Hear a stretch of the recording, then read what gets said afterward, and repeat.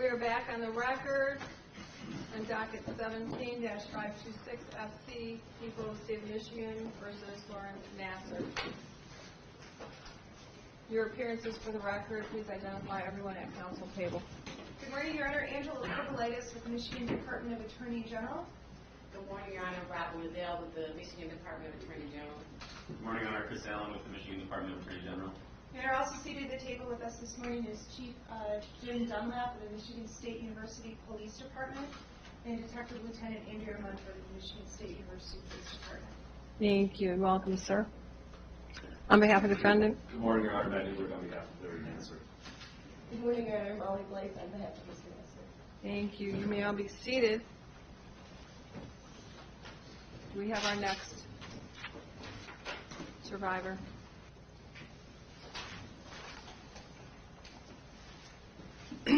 Your Honor, the next survivor you will hear from has previously been identified in court filings as victim B in Eaton County. She has decided to be publicly identified today, and her name is Bailey Lorencen. And she is coming to the podium now. One of her dear friends. And Detective Lieutenant Munford as well. Thank you. Thank you for being here. Thank you. Please state and spell your name for the record. Can you move that particular microphone at that job just a bit? Perfect. Okay, please state and spell your name for the record. Bailey Lorencen, B-A-I-L-E-Y, L-O-R-E-N-C-E-N. Thank you. I need you to keep your voice up. Okay. And just, are you going to read that? Yeah. Okay. Just read at a pace like I'm 5 years old and you're telling me this story, so we're not going to the races. Okay, All right? yeah. All right. Thank you. Yes, thank you. Thank you for this opportunity, Your Honor. I'm here today, previously known as Victim B, to tell my story about my child abuse. I feel that many of the things I'm going to say are similar to what has already been said by 100 other victims. We know there are well over that many. We cannot let that dilute the importance of each of our stories. Most importantly, the defendant. I don't want you to forget each and every one of us that came here to tell our stories of what you have done to us. You wrote a pitiful letter, mistakenly thinking that Judge Aquilina would actually care that you had concerns of being able to mentally handle 4 days of impact statements. Maybe you should have thought of that before you molested all of us. What about our mental state? Having to go through all of this, not only for 4 days of listening to impact statements and tragic stories of our friends, but for the rest of our lives. How dare you think anyone cares about your mental state? Here we are. You made it through those 4 days, and now you're listening to me. I sure as hell know that my mental state wasn't ready for something like this. But while my mind heals and filters out the evil sickness that you unwillingly bestowed upon my body, your mind will get darker and darker, and you will hate yourself almost as much as everyone hates you in this room right now. I hope that you remember how strong we looked up here while we stood with our army in the world behind us, and you sat, unable to speak, in a room full of people who despise your existence. You should get used to what this feels like, because no longer is anyone going to listen to you and your manipulating lies. You've ruined and compromised so many young women, and now we are here to ruin you. It's like Kyle said, we don't stay little girls forever, defendant, and I'm certain you will never forget that. My story with the defendant started when I was in 4th grade, doing two-day training at Twin Stars. As I was getting higher in level, it was inevitable that injuries were going to be more prone.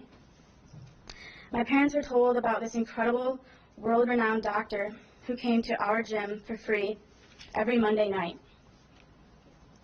He was the doctor to see. I wasn't allowed to see anyone else. It was highly suggested to see him and not my family physician. And when things were suggested at Twistars, that means it's mandatory. It started simple, with shin splints and forearm splints, minor injuries like these. He was nice instantly, talking to me like he had known me forever. I did not really get to know him, though, until 6th grade, when I fell from high bar, approximately set at 8 to 9 feet high, landing directly on my head, breaking my neck in 4 places, in my C1 and C2. John Geddert came over to me after the fall as I laid there in pain. He asked me to sit up, and I could hardly manage on my own, so he helped me upright. He felt along my spine, and with competition season ahead, he proceeded to tell me that it was most likely a muscle injury. He then told me to ice and finish the next 2 hours of practice in splits. At the end of practice, my teammates had to help me dress, and I went home. Later, I laid on the couch and could not get up myself. My parents rushed me to the hospital, only to find out I was lucky to not have been paralyzed, especially after being moved immediately after my fall. The doctor at the hospital explained to me one little shift in the wrong direction when I stood up or sat in the splits would have easily caused my paralysis, and that I was a miracle. This story in detail is not only important to highlight the negligence of John Geddert, but to draw a map for how the defendant found my weakness and found out how he could get on my side and gain my trust. I remember when the defendant heard what happened, he consoled me. He told me how angry he was with John. He explained to me that he did not follow protocol by not immediately calling the ambulance for me. He told me that he was going to yell at him about how he handled my fall and make sure he never did this again. I felt like he was my hero. He was going to yell at John for mishandling me.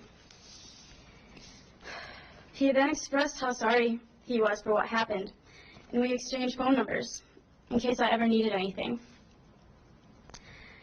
From then on, he always asked me how John was treating me, and I really thought the defendant cared. I really thought you were on my side. And I really thought that you cared about the abuse that he inflicted on all of us. You knew about all of it because you acted like our friend. But his abuse was your fuel. You used his abuse to mask your own pathetic pleasure. You used my childlike vulnerability as your access to gain my trust in you. And that is something I will never forget. It's clear that in an environment like Twistars, a monster like the defendant could thrive. He just had to be the nice guy so that all these young girls would look at him as the savior. This was the tactic he used, and now my trust in good people has escaped me. Now, when an older male is being nice to me in any way, my heart starts to pound, and I begin to sweat.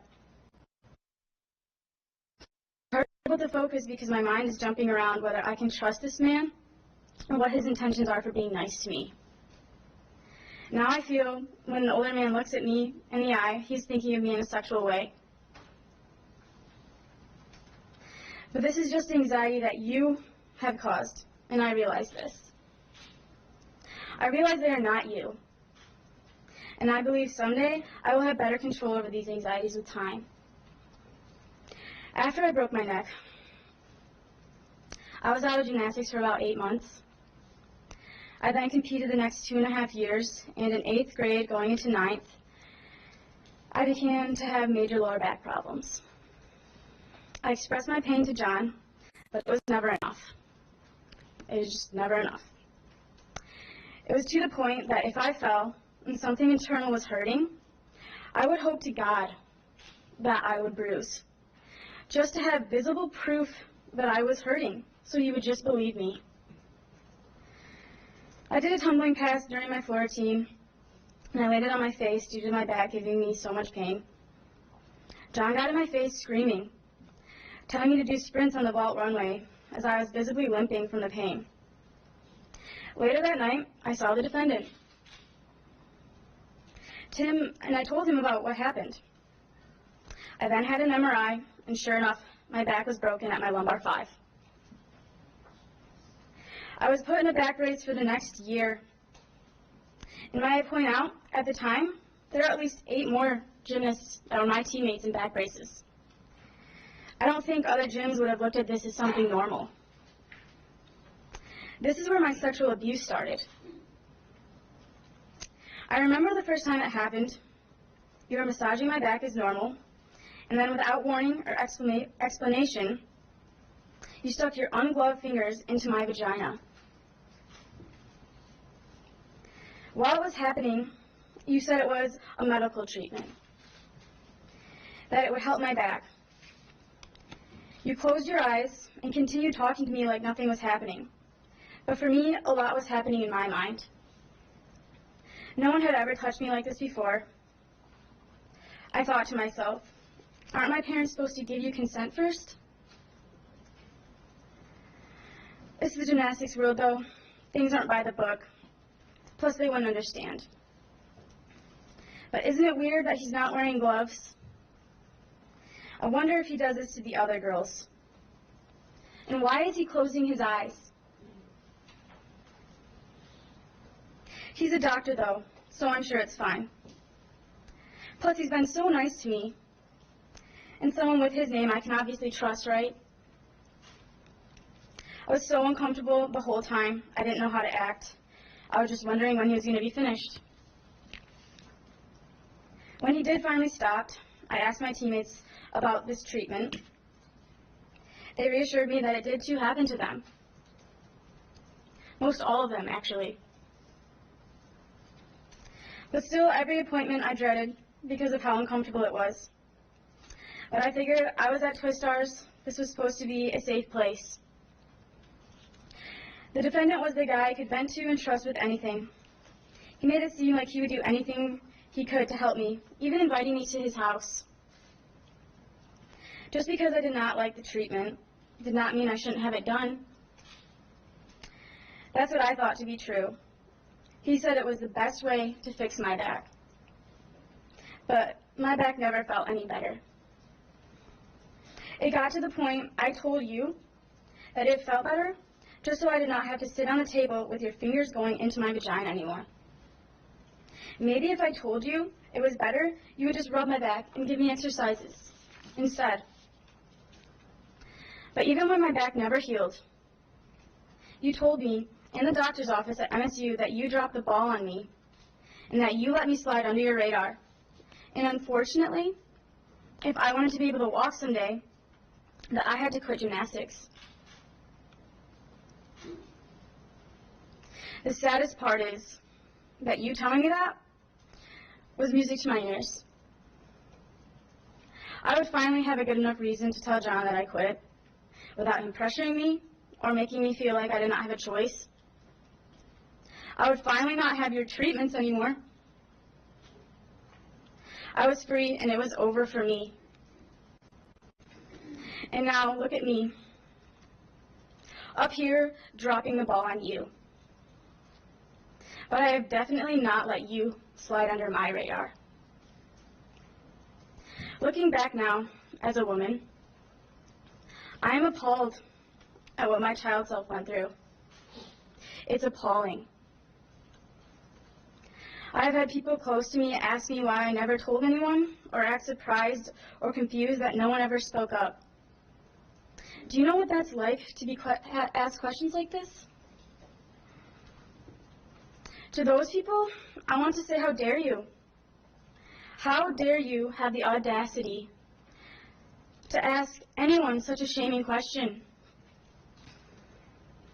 No one ever has the right to ask a victim of sexual abuse why they never said anything. Unless it happened to you, have the common sense to know it is none of your business. Unless it happened to you, you probably wouldn't understand anyways. For the last draining year and a half, I had to sit behind my computer quietly, watching as so much of the community and some of my old friends supported the defendant and said we were lying. It took 37,000 child pornographic images for people to believe, and you wonder why no one spoke up.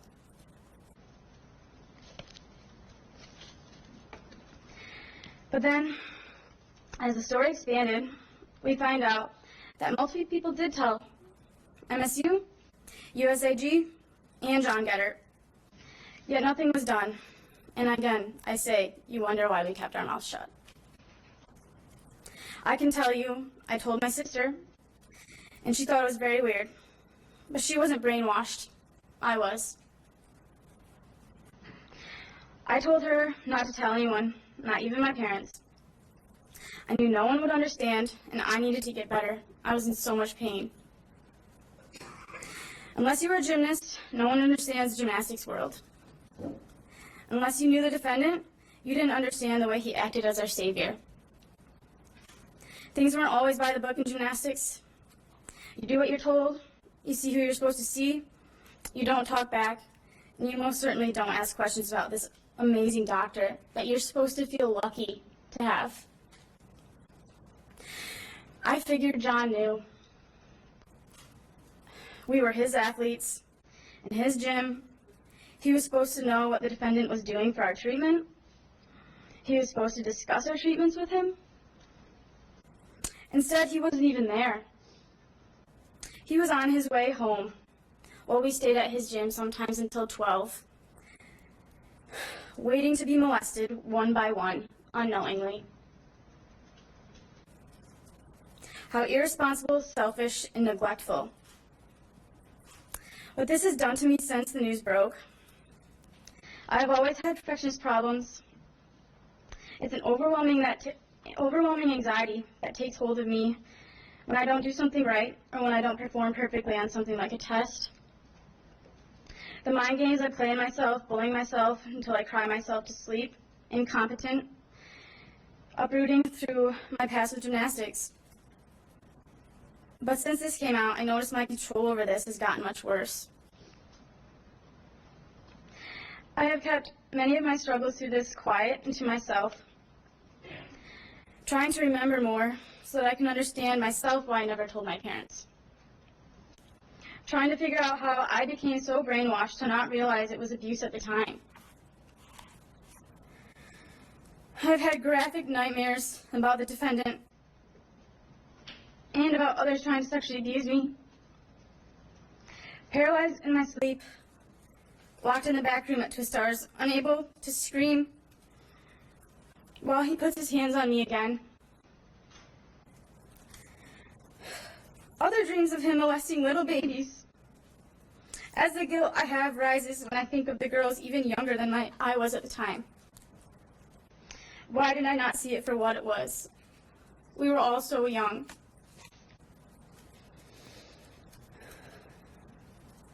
I used to have a sense of confidence in myself when going out with friends. But now I can't properly enjoy my time as I'm too aware of my surroundings. Worried about the older men in the room who all seem to be staring at me. And now I feel I know what they're thinking. And the anxiety gets so bad I just have to leave. It is hard to trust men in authority. I no longer see my regular male doctor as I switched to a woman. I sat in the waiting room of my chiropractor as my heart began to race as fast as it would have after just running a marathon. Unable to fathom the thought of another male doctor having to touch my body to help my back. It all felt too familiar. I have not been back or seen another doctor for my back since. I cannot run for exercise because my sciatic nerve and arthritis in my back flares up so bad I find myself unable to walk for the next 5 days due to the pain. The pain connects all the way down to my knee and flares during most physical activity. There really must have been some treatment. and it really must have been the best way to heal my back. I can't even run, and I'm 22 years old. Do you know what that feels like? I'm so angry and depressed over this, thinking that if I had a different doctor,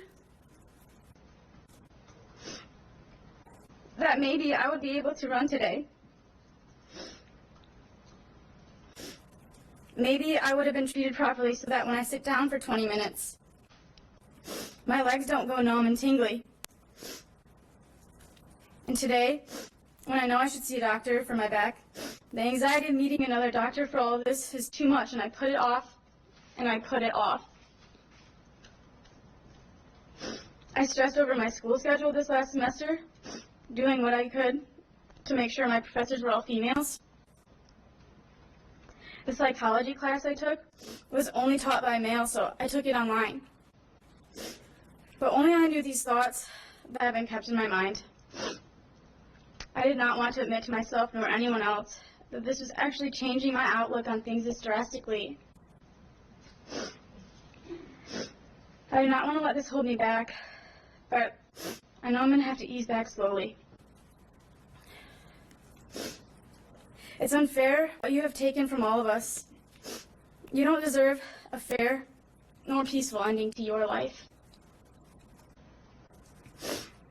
You deserve the maximum sentence available, and that is what I'm asking of you, Judge Aquilina. And I have no doubt that you will do what's right. I remember how afraid I was when I had to testify in Eaton County, coming face to face with the defendant and his counsel for the first time.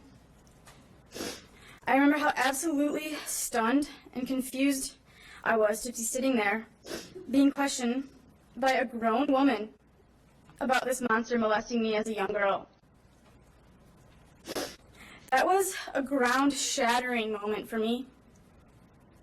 I looked back at my attorneys, these incredible heroes who are honorable, diligent, empowering warriors, and supportive women who will go down in history with all these words as their Purple Hearts, for saving us and fighting for the right cause.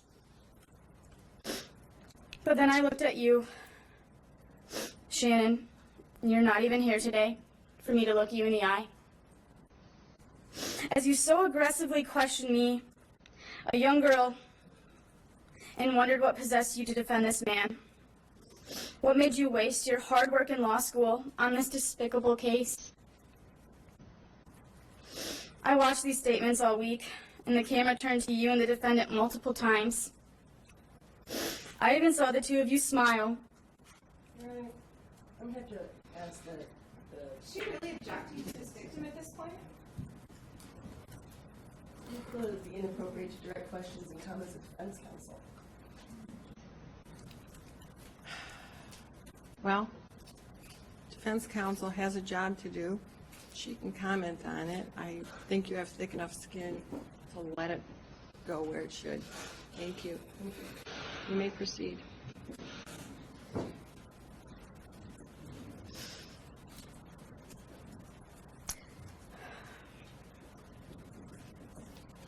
I even saw the two of you smile, and you so gently placed your hand on his shoulder, as if consoling this monster. I am so confused by your career path, and I do not respect you or your choices. I will choose to be a role model to my children and young women, just like Angie, Robin, Andrea, and now Judge Aquilina have been for me and forever will be. So thank you.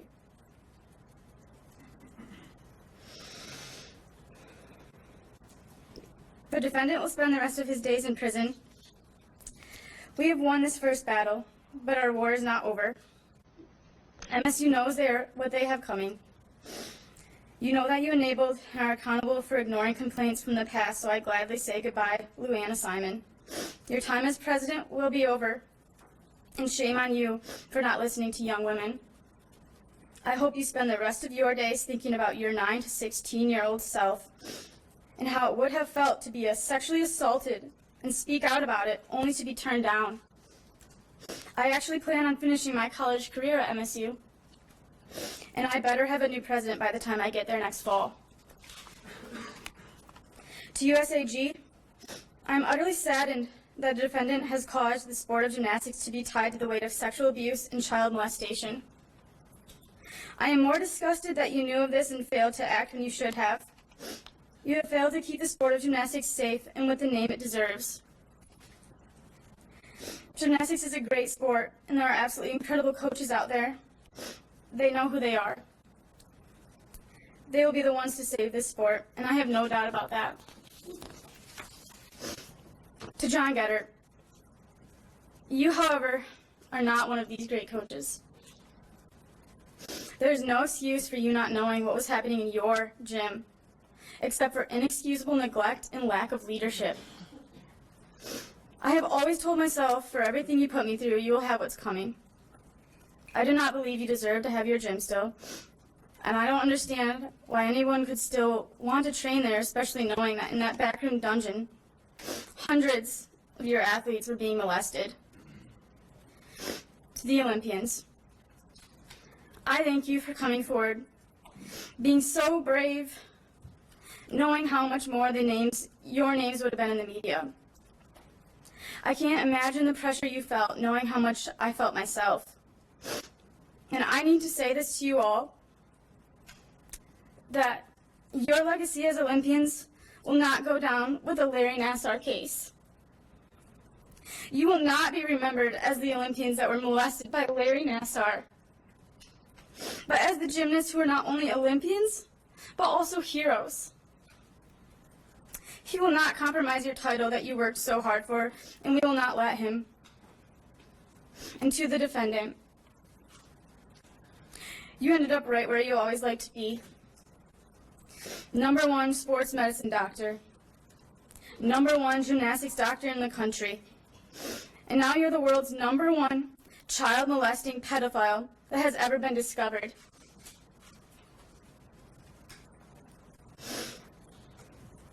Now you will go where you should have been a long time ago. Thank you, that's all I have to say. The military has not yet come up with fiber as strong as you. You performed perfectly today. Thank you. You said you're always worried about performance, not measuring up. You are outstanding. Thank you. And your words are a miracle. Your voice, no sister survivor warrior's voice goes undiluted here. We've heard your message. I've heard your message in regard to sentencing. And let me tell you, your voice and all of your sister survivor warriors strengthen each other. Mm-hmm. So I am hoping that your anxiety, your nightmares, you leave it here in this courtroom. Put it behind you and go out and spread the message as you have done today, because you're helping so many. You are a heroine.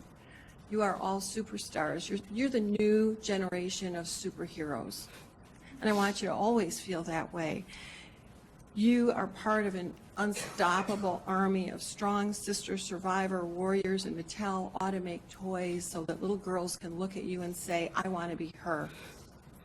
Thank you so much for being here and for your strength. Thank you. You're just getting better and better. Leave all that crap here. I will. Okay? I plan on it. Congratulations, ma'am. Thank you so much.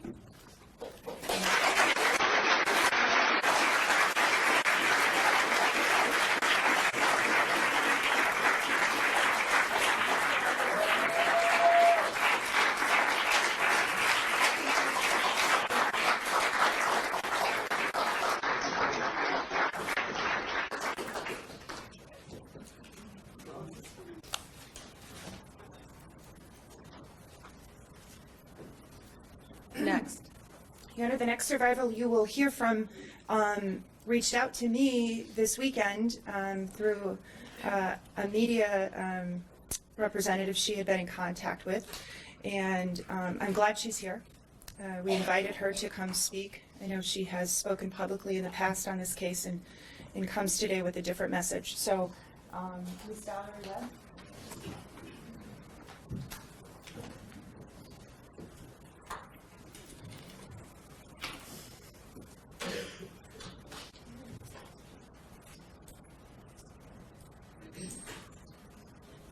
She's accompanied to the podium with her mother. Thank you. Pam, you can come right up with your daughter. She might need a hug while she talks. All right. Thank you for being here. Could you please state and spell your name for the record? Valerie Webb, Valerie-Webb. Thank you. What would you like me to know?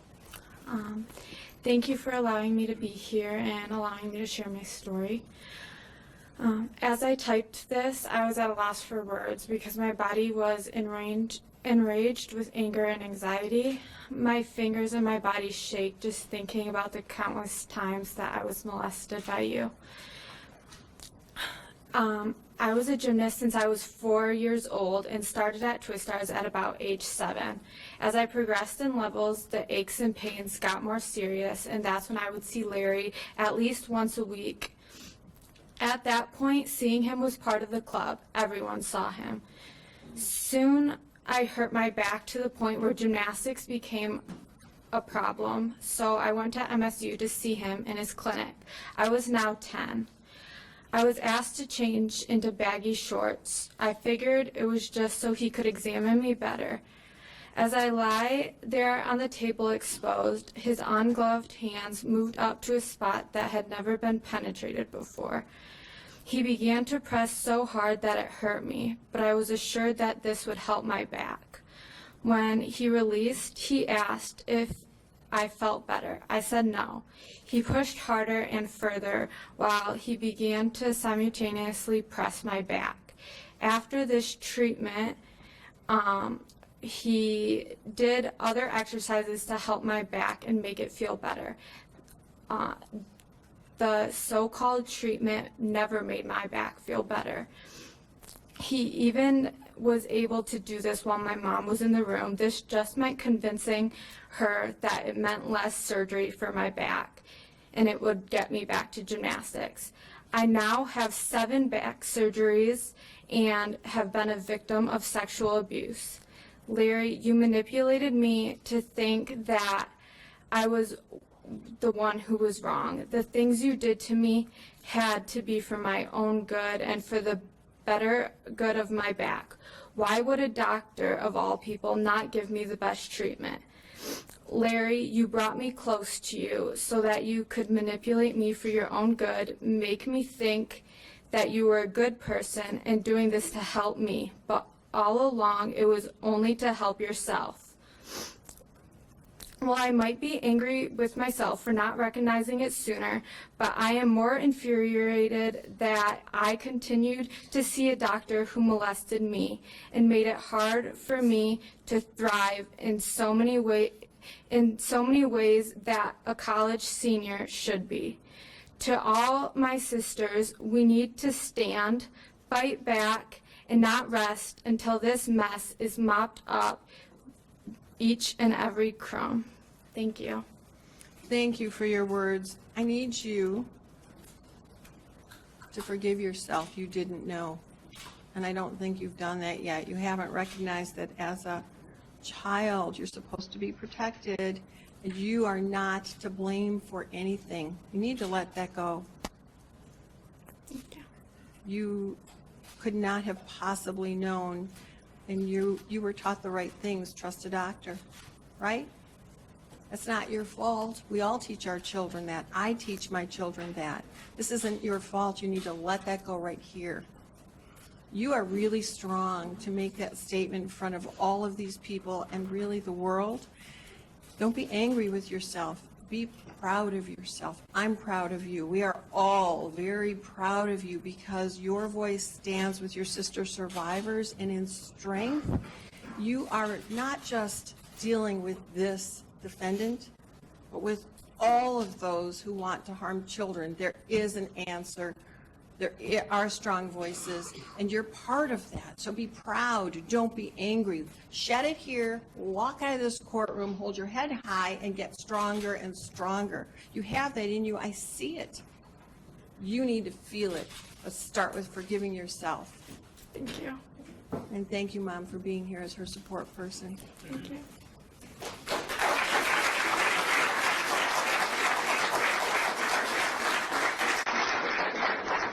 Next.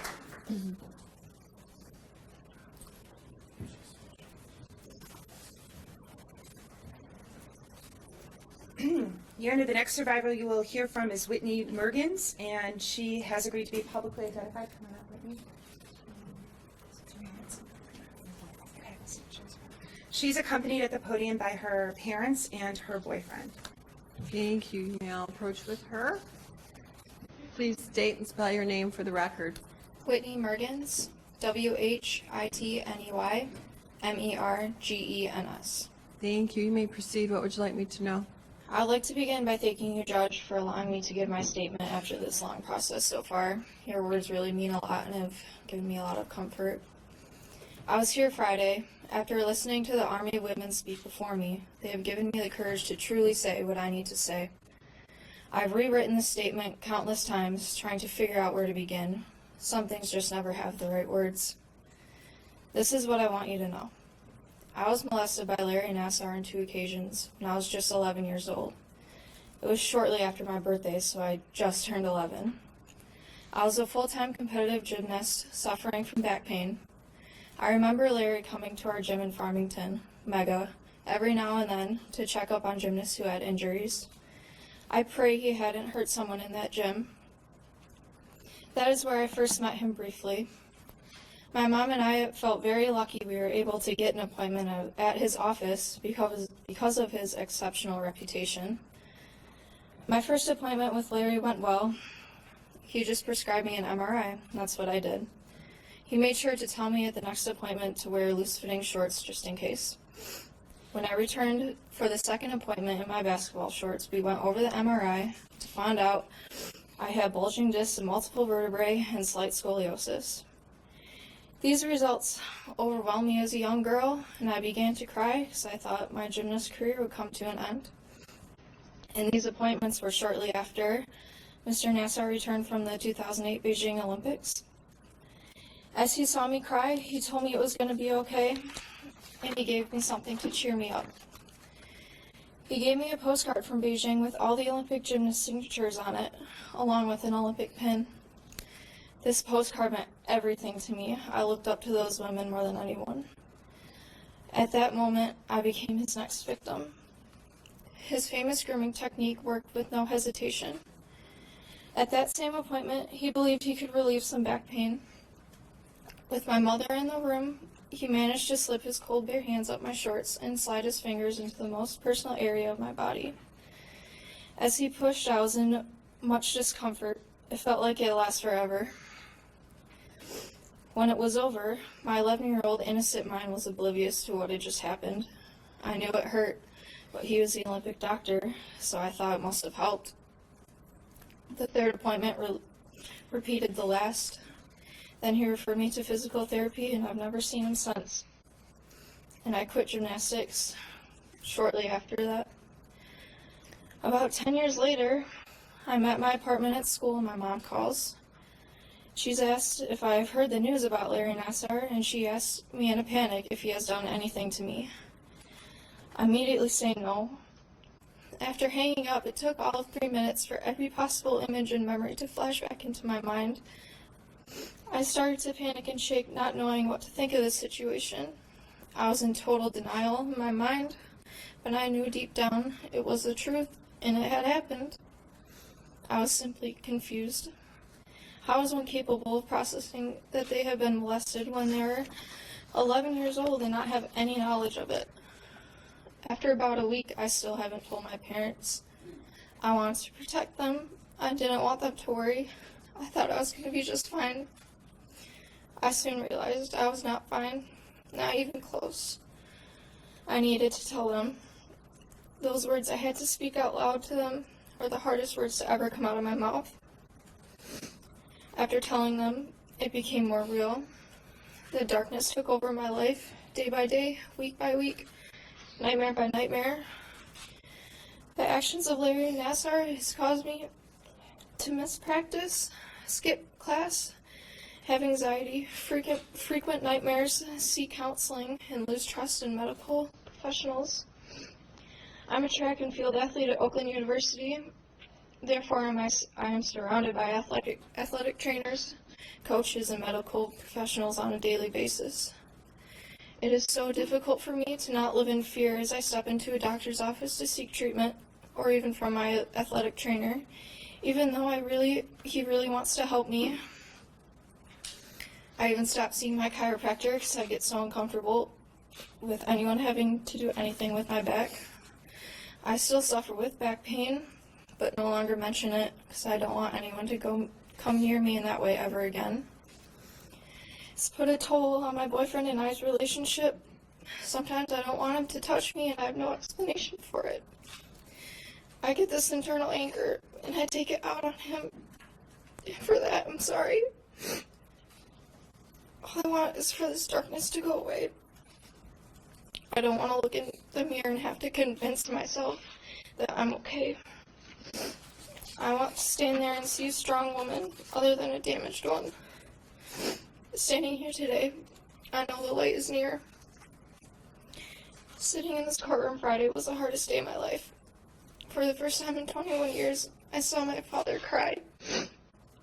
He held me so tight in the doorway behind me and told me he's so sorry he didn't protect me. My mom is living with the same guilt every day. I want to tell them right here, it's not your fault, and I never want to hear you say you're sorry ever again. None of the parents of these women are at fault. It's Larry Nassar's fault. I believe that they are just as much of a victim as myself. I believe they are a part of this army we have created. As you've told the other survivors, Judge, I'm going to leave the darkness in this room today. I ask you to give Larry Nassar the maximum sentence he can receive. He will sit in prison just as a number, just like I was just a number to him in his sick, malicious, and evil game. Thank you. You are in the light now. Defendant will be in the darkness. You are not damaged. You were never damaged. Defendant is the damaged one. You need to look at yourself in the mirror with pride every day and tell yourself you're beautiful, you are worthy, you're intelligent, you are going places. You are strong.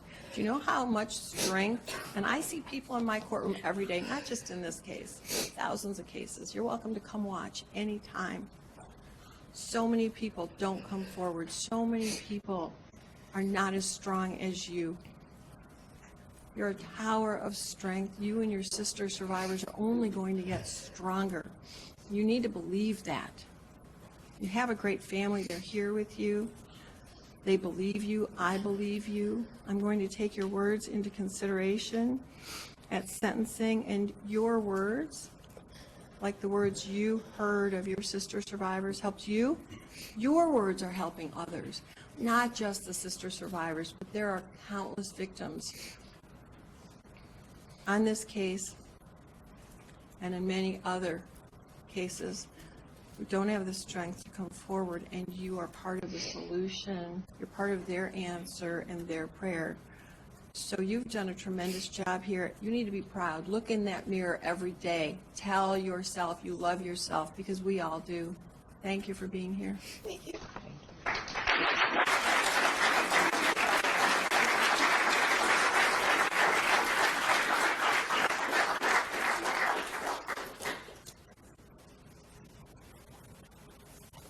Next.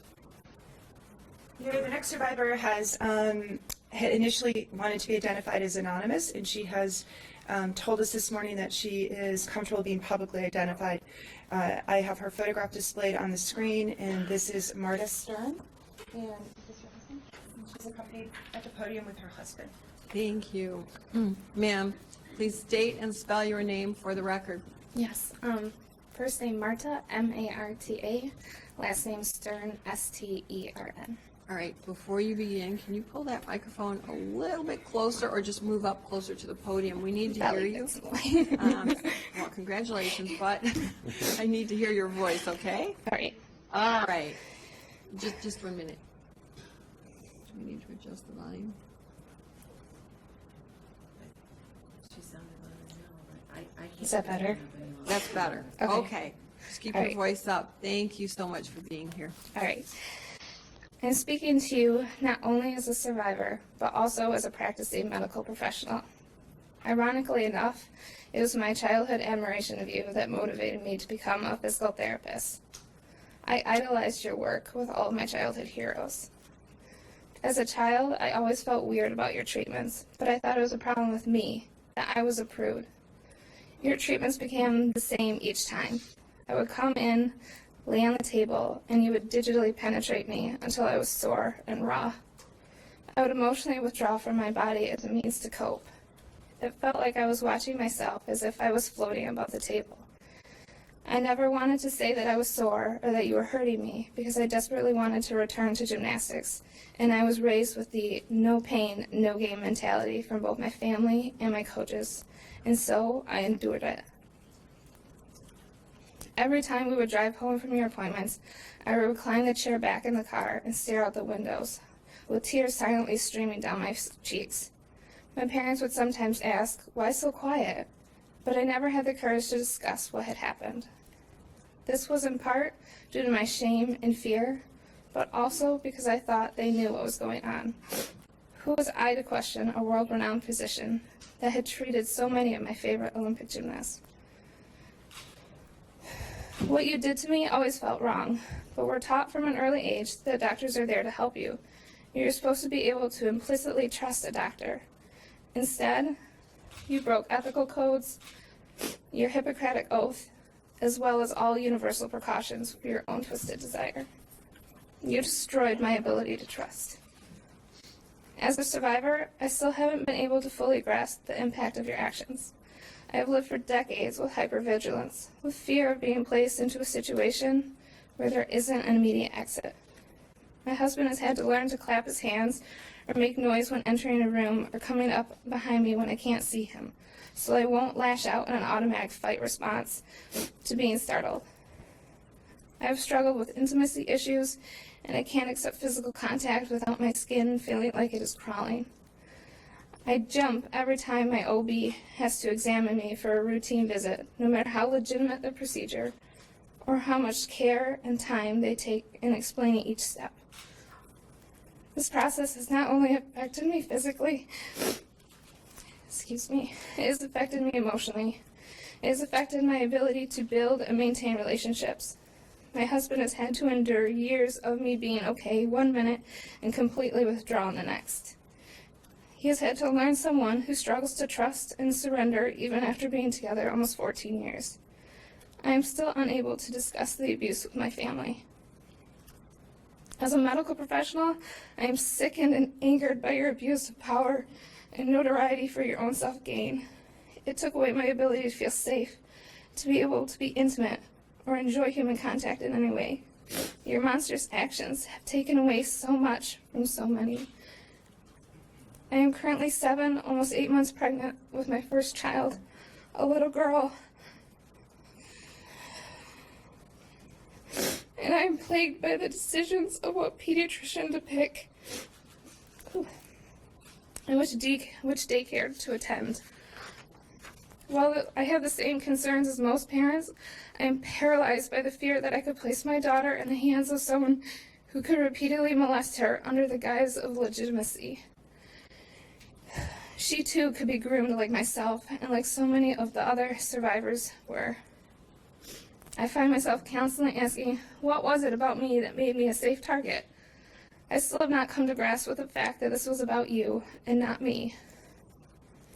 To you, Larry, let's talk about mental health issues. I do feel badly every time I see you.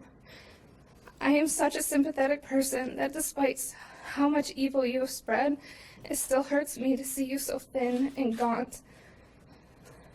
It is sad knowing what was likely a gifted mind for sports medicine will now rot behind bars in prison, because I know firsthand how much work and school one has to go through to become a medical professional like you. However, at the end of the day, you brought this on yourself. You chose to use your power and notoriety for evil. You have the gall to complain to the judge of how this media circus. I ask you to imagine for a second how it felt for us survivors. I can't go to a restaurant, look at the news on my phone, or walk down the hallway at work without being inundated with nonstop coverage or without hearing people talk about this story. Everywhere I go, I see reminders, and it re-triggers every painful memory and emotion. I can't tell me how many times I've been so hungry and then been unable to eat because it came over the TV while I was waiting for food. How many times I've opened my computer at work to have it displayed on every site as world news, and I've had to run to the bathroom to either be sick or dry my tears. Each time I am triggered, I have to remember the soreness and self-loathing and humiliation I have felt. I have had to try and smother images and feelings of disgust after I was finally old enough to realize you had become aroused after pulling your ungloved hand out from inside of me when I was just a child. Despite all of this, I must forgive you. I must, for the sake of myself, my husband, my family, and my unborn child, forgive you. I will no longer carry the weight of what you did to me so very long ago. The heavy burden is yours.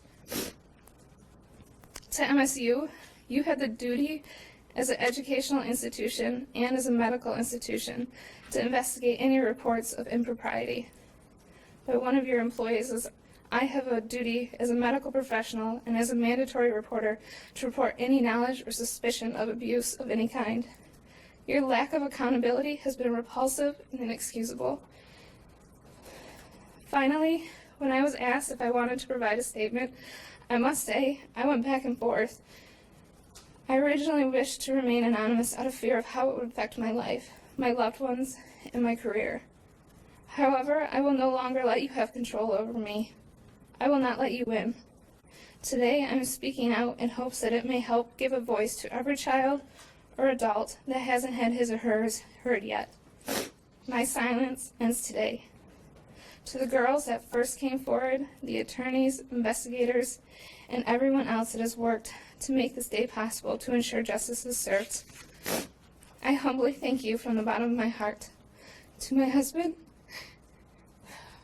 thank you for being my rock and standing for me when I was too weak to stand for myself. Thank you for always standing by my side. Thank you, Your Honor. Ma'am, today your words, your strength, you took your control back. I'm very proud of you for your statement, especially when you went back and forth and were deciding whether or not to speak and come forward. You have a name. You have a strong voice. And the wonderful thing about you is that you are going to be such a comfort to all of those patients that you have, who you treat. They're lucky to have you because you will have the right kind of empathy. You're the right kind of reporter. You'll spread the message. You'll make sure that others report, because that certainly didn't happen here. People failed all of you children, and you need to forgive yourself. When you hear all of those comments, when you see the news, because it's not going away anytime soon that I can see, it will be around you for quite a while. You need to remind yourself not to shy away from it, but remember how courageous, how strong you are. Being here today shows me that. It shows the world that. I can see how proud your husband is of you, and for those family members who didn't know before, they know now, and I know they're proud of you. I couldn't be more happy to have you in my courtroom talking, and I will consider your words. You have added to the strength of your sister survivor warriors. Thank you. Thank you, Your Honor.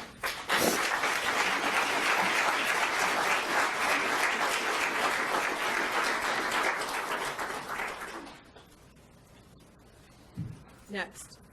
Your Honor, the next survivor you will hear from today has decided to become publicly identified. Her name is Syrov, and she is going to be accompanied by a familiar face as well. So, Thank you. Come on, right up next to her. Great. She might need a hug. All right, ma'am. Nice loud voice. Please tell me your name and spell it. Latenas Syrov, C-L-A-S-I-N-A. Last name S-Y-R-O-V-Y. Thank you. Thank you for being here. What would you like me to know?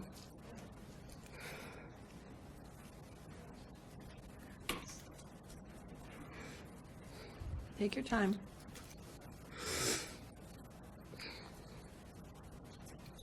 Your Honor. Oh boy. It's okay. Do you need some water? No, I'm good, thank you. I am previously known as Jane B. 44 Doe. I stand before you today with shame, embarrassment, and guilt. I find this difficult to start. There are no words that can adequately describe how I'm feeling. The emotions are overwhelming. I recently, as of last Tuesday, decided to come forward publicly before this courtroom. I've had sleepless nights, days of feeling nauseous, and I've cried more tears than I care to admit. Up until that point, I imagined this whole thing was some mistake. Something like living a dream as more and more girls came forward and continue to come forward to state what happened to them in the last 2 decades. As a competitive gymnast for 15 years, I started at Great Lakes Gymnastics Club. In the back room of Walter French, Larry had his area set up for us to get our ankles taped, ice our sore muscles and injuries, talk about life, training, and really anything. I knew Larry before he and Stephanie got married and had kids. I knew him before his brother passed away. I knew him before he helped carry Strug off the floor at the 1996 Olympic Games. I remember seeing him on TV and thinking, wow, I'm so lucky to have Larry available to help me. With my visits to the back room at GLGC, he created a place to hang out for a minute, regroup if we're having a bad day, grab a bag of ice to check my knees and tape my ankles. He established a bond. He was our confidant. He was our friend.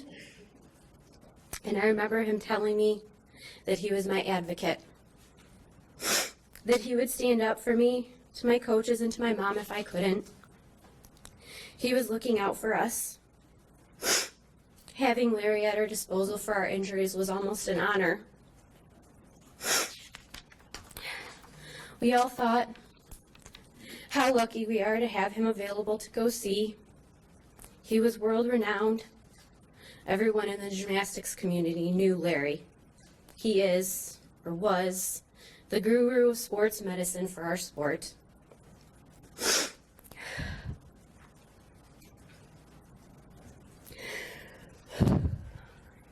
I saw Larry for low back pain at MSU Sports Medicine.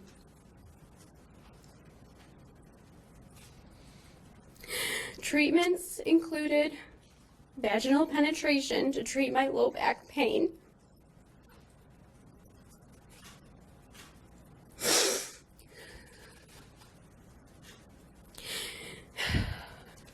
during treatments, one hand would be on my low back, massaging, pressing, and one hand would be between my legs with his fingers inside me.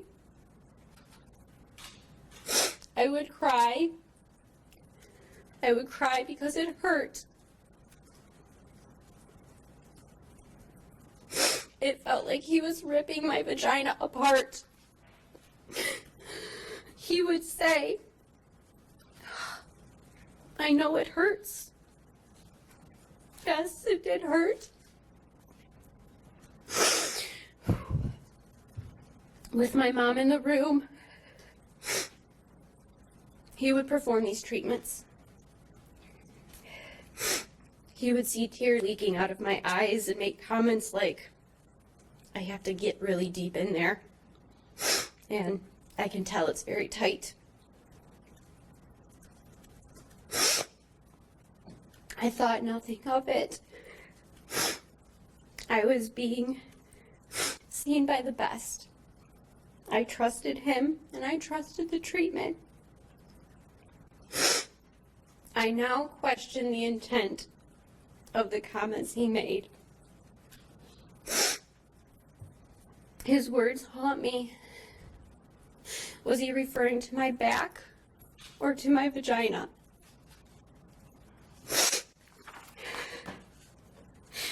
I struggled with reliving these appointments,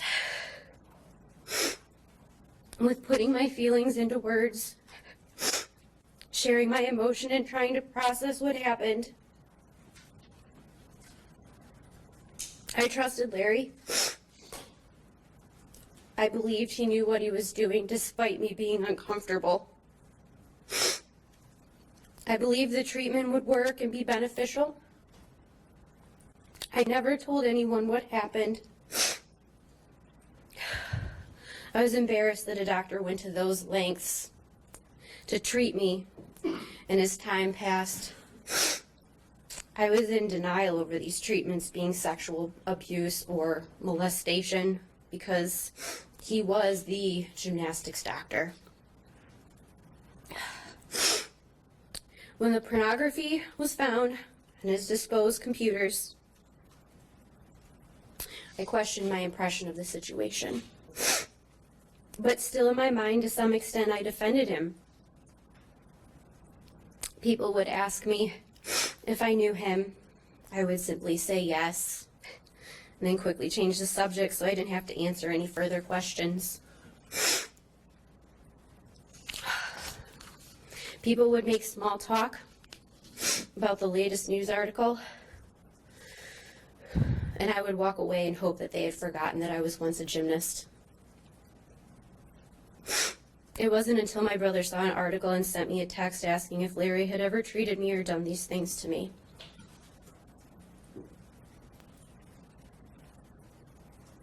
I simply replied yes. This was in 2017, and at that point, I still had no intention of coming forward. I didn't want to be another Jane Doe on the list. But as everything unfolded before my eyes, like a really bad Lifetime original movie based on true events, I gained some courage.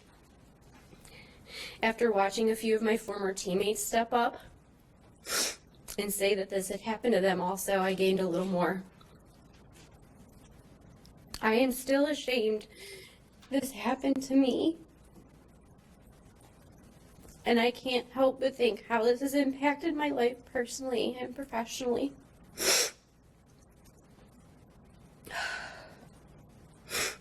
Your Honor, I would like to address the defendant directly now, if I may. You may. Larry,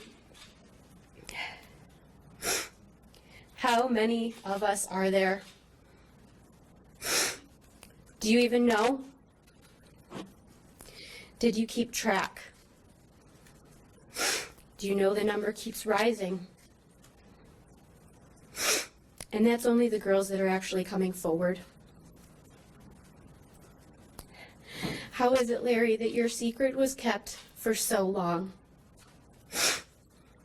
I have reflected on this, and the only thing that I have come up with to make sense is the following. As a competitive gymnast, we are trained to hide emotion, to control our feelings and keep a level head. Show no fear. You preyed on me, on us. You saw a way to take advantage of your position. The almighty and trusted gymnastics doctor. Shame on you, Larry. Shame on you. We trusted you were doing the right thing. We trusted you were making us better, when it was really for your own sexual gratification. How selfish.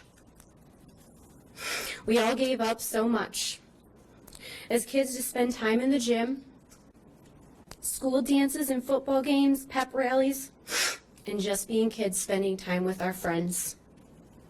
Our love was gymnastics.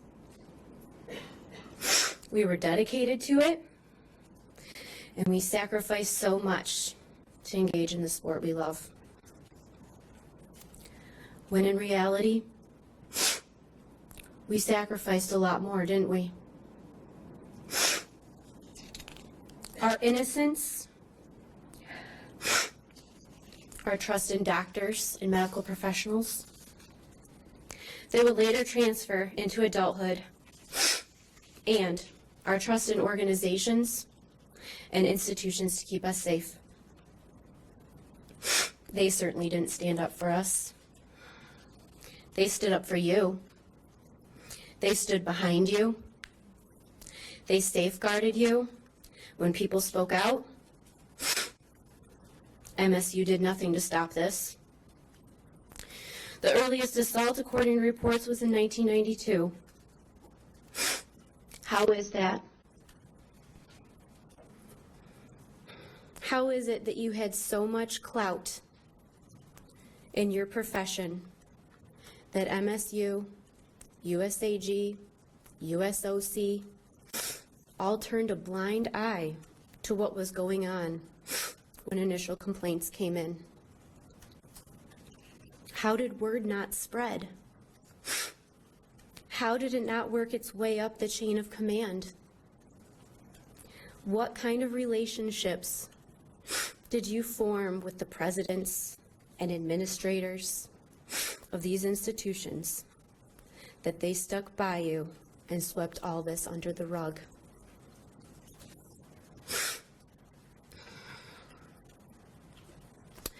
Well, guess what, Larry? None of them are standing behind you now. They are all trying to deny any responsibility, as if they never swept anything under the rug at all.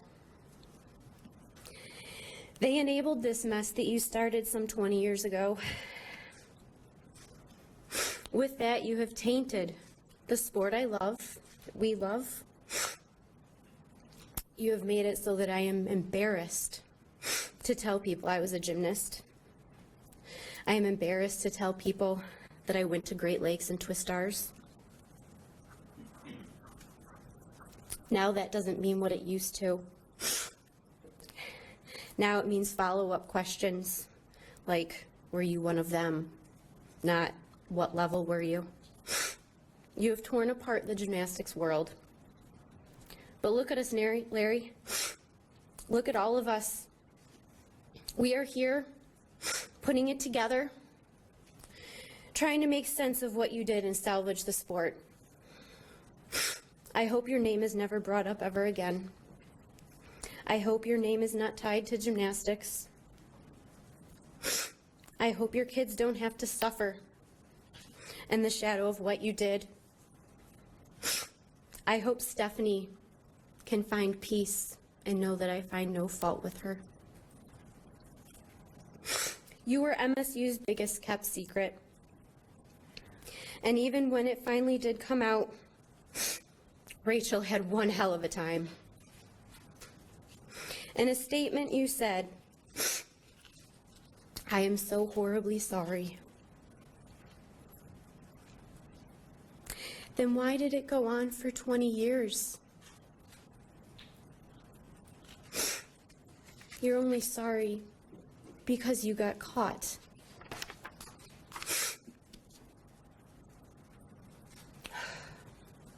After today, I will not cry anymore. I am done.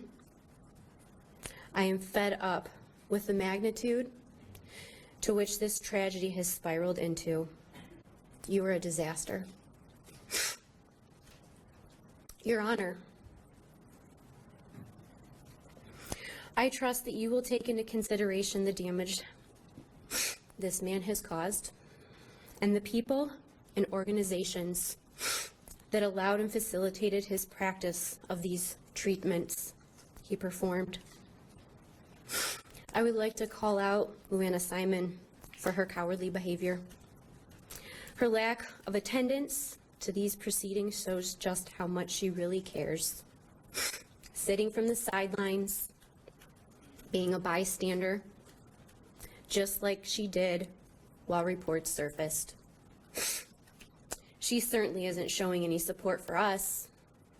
She is a coward and doesn't deserve to hold the title as MSU president. Her recent behavior and comments are a joke.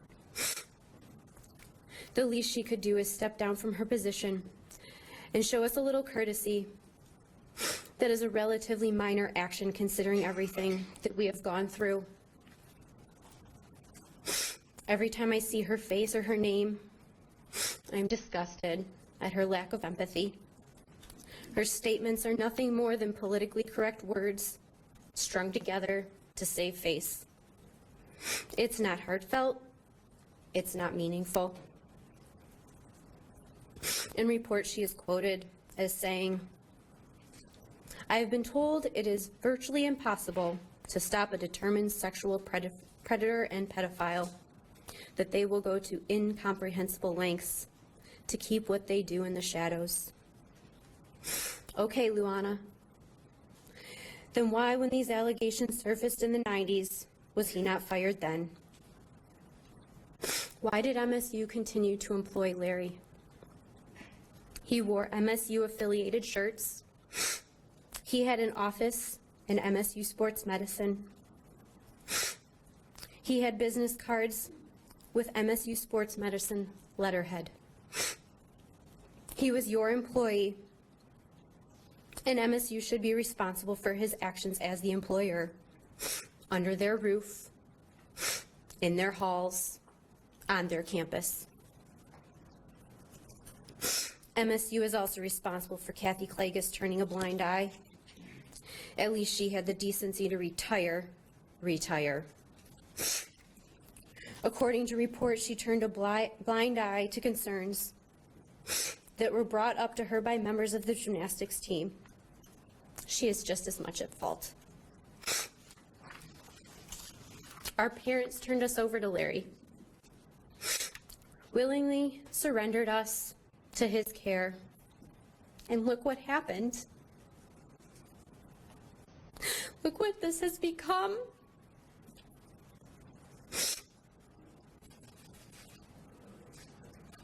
When girls came forward and told an adult, the adults didn't listen.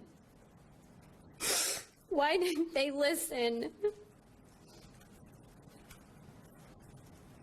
What good is it to teach children to tell an adult if the grown-up doesn't listen, doesn't take action?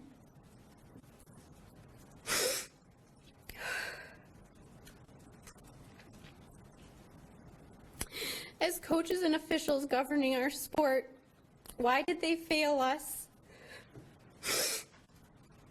It boggles my mind that reports came out to MSU and they failed to investigate it.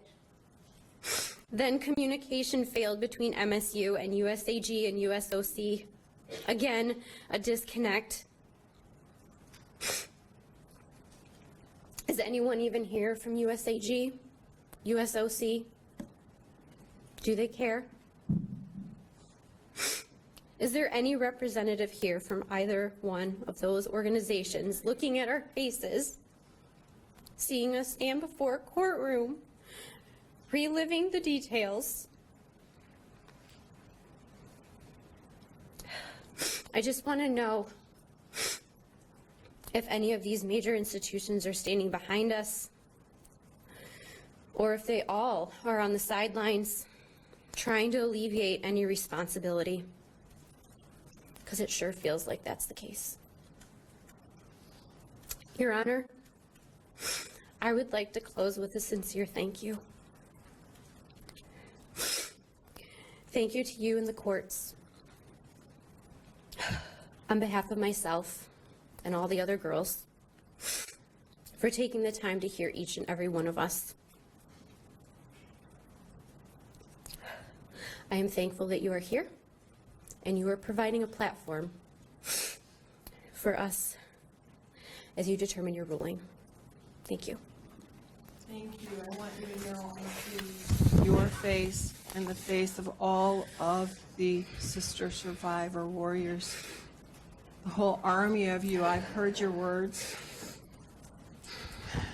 Your sister survivors and you are going through incomprehensible lengths, emotions, soul searching, to put your words together, to publicly stop defendant, to publicly stop predators, to make people listen. He's the one that needs to be ashamed. Release the shame, embarrassment, guilt that you said you have here and now. Again, like I've said before, shovel it at him. You are an advocate for all victims, for all survivors. Your strength, your courage, your words will haunt him. He may not ever admit that. But I think there's going to be a reel of all of your collective words in his cell, because I doubt he'll have many visitors except the nightmares that you all bring him. Release your nightmares. Be proud of yourself. Stand tall, because the army of sister survivors and the world stands behind you. And you need to remember that wherever you go. Thank you so much for being here. It's my honor to have you here. Thank you, Judge.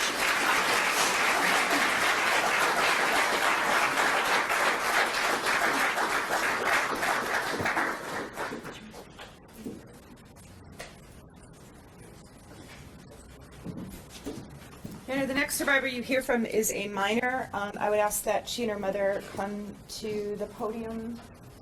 Thank you.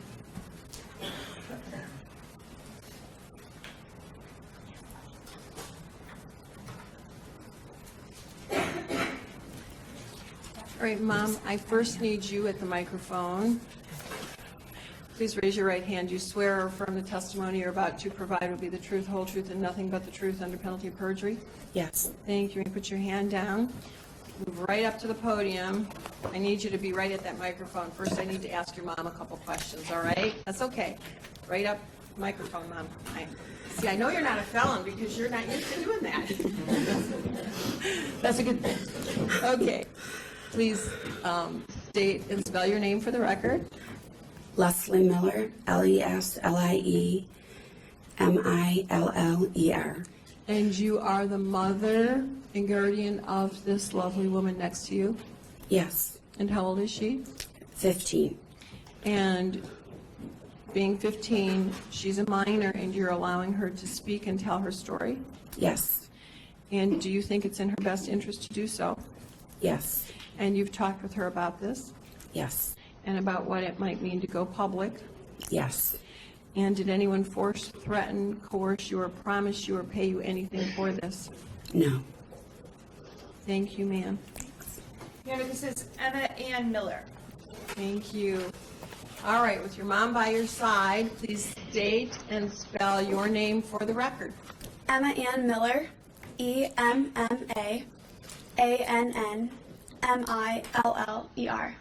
Thank you. Thank you for being here. What would you like us to know? May it please the court, my name is Emma Ann Miller, and I'm 15 years old. Today, I'm going to talk about my relationship with Nassar, and I'm going to talk to Nassar, and I'm going to give him some advice.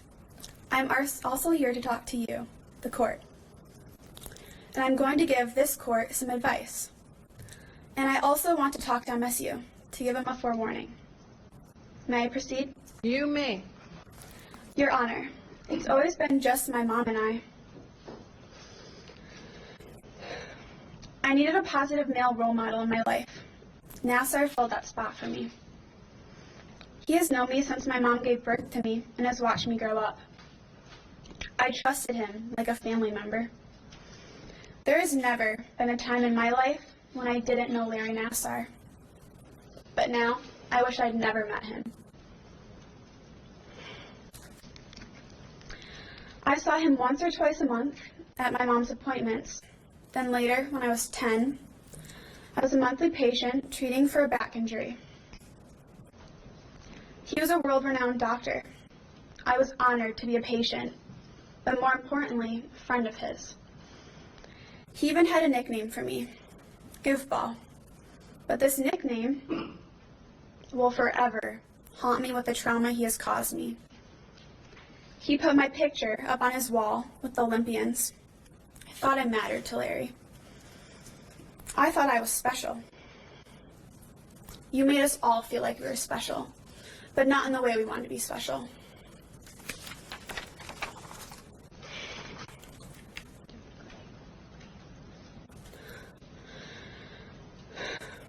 I, too, was sexually assaulted by Larry Nassar, multiple times, at multiple appointments. My last treatment was in August 2016. A week later, he was let go by MSU. I'm possibly the last child he will ever assault. MSU Sports Medicine charged me for those appointments. My mom is still getting billed for appointments where I was sexually assaulted. May I address the defendant? You may. I have never wanted to hate someone in my life, but my hate towards you was uncontrollable. Larry Nassar, I hate you. I will work on forgiving you, as I know that is what God wants. But at this moment, I will leave forgiveness up to Him.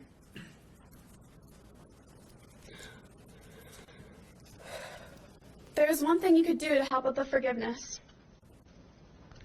Instead of just sitting there acting weak and feeble, you could start writing down each and every time MSU, Twistars, and USAG could have stopped you.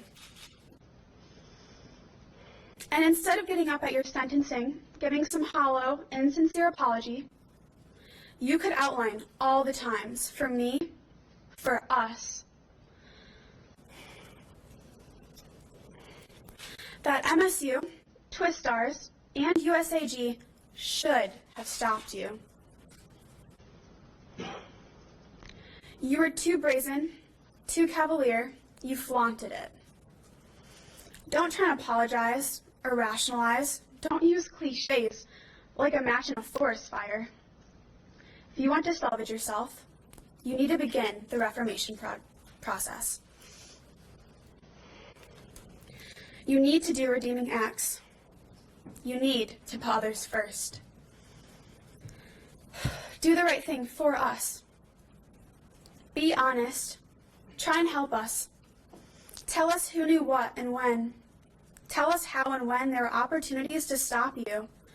Tell us about the tail signs that others at MSU, Twistars, and USAG should have seen but didn't.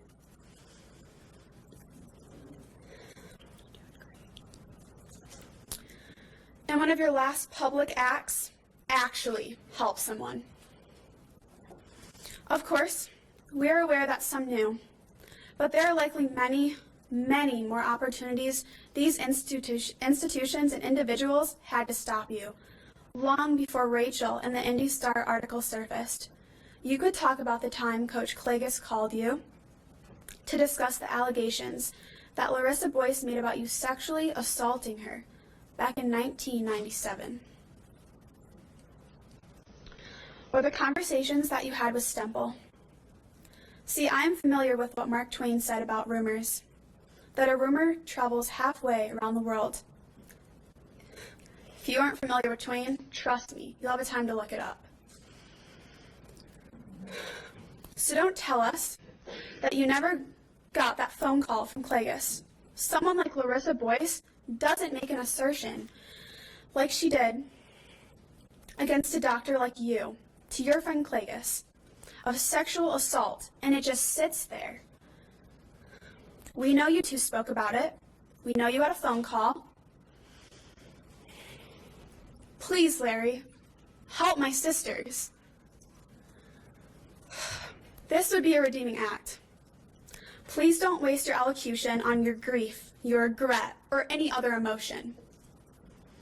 Don't tell us how you and God have made amends or how you are different.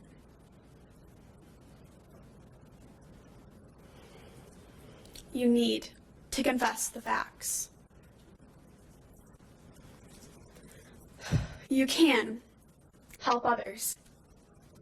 And if you do, if you help my sisters, it might help in my forgiveness and maybe others. It might not lower your sentence, but it might just start you down a road of reformation and redemption.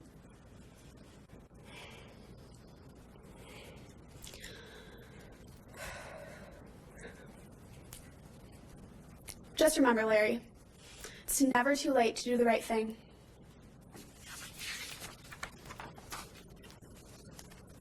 Now to the court.